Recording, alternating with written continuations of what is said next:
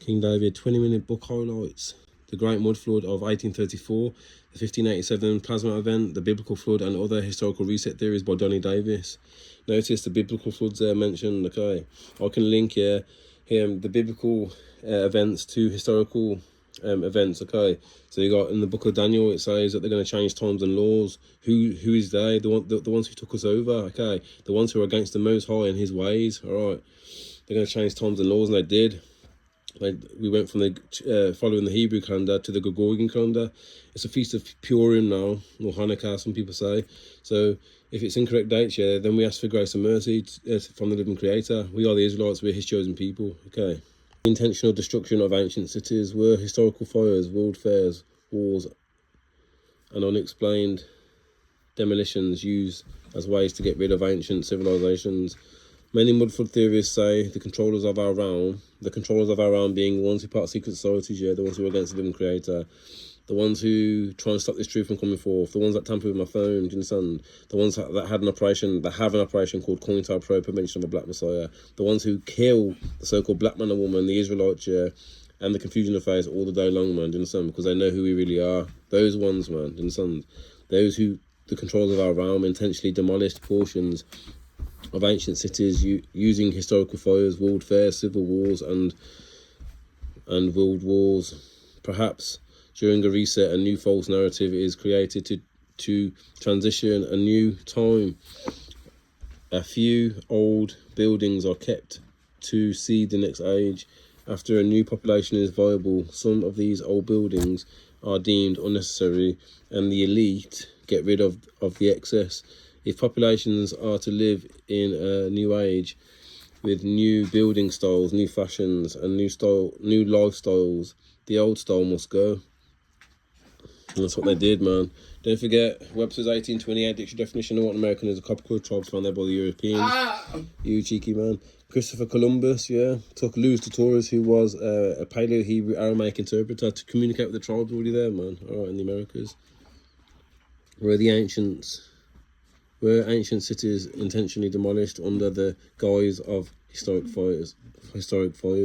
Many mudflood theorists claim that the sections of the old ancient cities were intentionally destroyed under the pretext of fires. They believe that parts of a reset is getting rid of old structures after they are not needed for modern society to sustain itself. Perhaps the deep state had to prepare for a new industrial age. Part of that job was destroying old buildings to make room for modern cities with steel cube buildings and factories. If incredible old architecture was kept around, people might question the mainstream historical narrative that the past civilization was primitive without technology. Historical fires. So I just wanted to pause it for a second, yeah, and let you know, like, obviously we've mentioned this before, but they're lying to you on so many levels in this realm that we live in.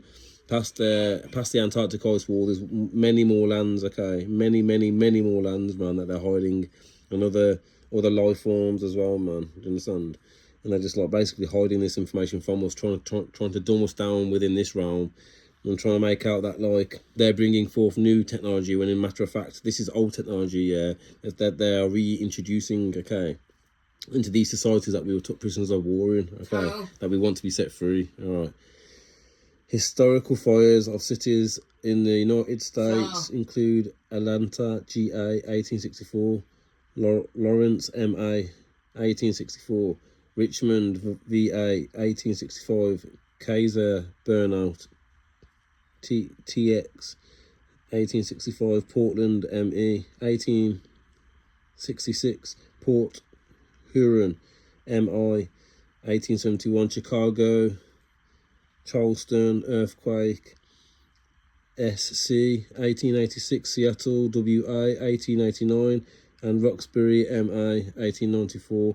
Mainstream historians have an explanation for every one of these fires.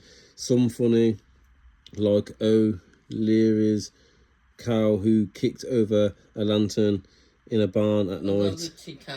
That's right, my boy. At night, 1871. That started the Great Chicago Fire. These stories have become part of our national folklore. That's right, my boy. Mudflood theorists don't buy these official narratives. They say They say nothing seems to add up in the photographs of old historic fires.